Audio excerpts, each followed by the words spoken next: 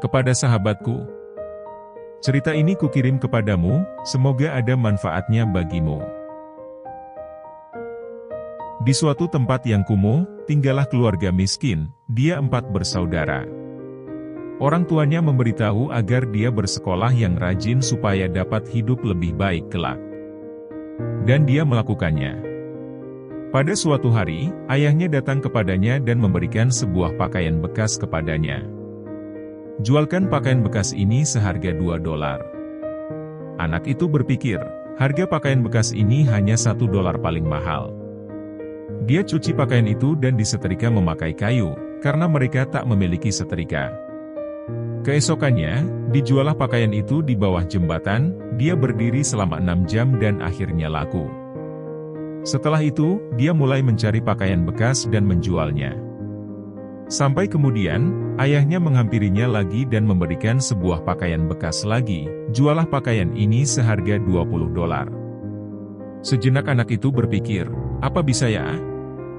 Malamnya, dia tidak bisa tidur memikirkan cara menjual pakaian itu. Akhirnya ada ide terlintas di pikirannya. Sepupunya pandai melukis. Dibawalah pakaian bekas itu ke tempat sepupunya untuk dilukis Donald Bebek dan Mickey Mouse.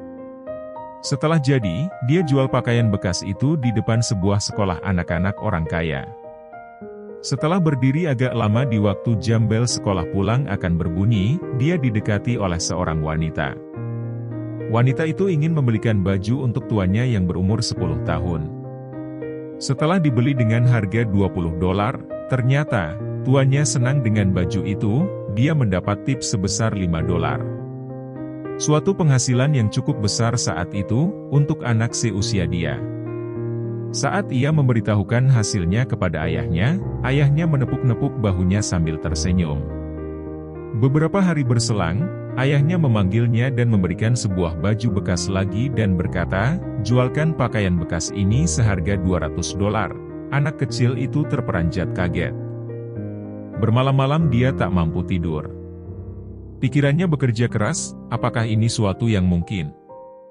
Menjual pakaian seharga $25 dia masih bisa, tapi $200? Hari berganti hari, minggu berganti minggu, belum juga dia dapat menjualkan pakaian bekas itu. Sampai pada bulan kedua, dia mendapatkan ide.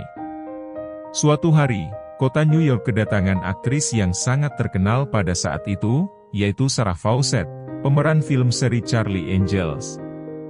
Sarah Fawcett datang untuk mempromosikan film seri terbarunya itu.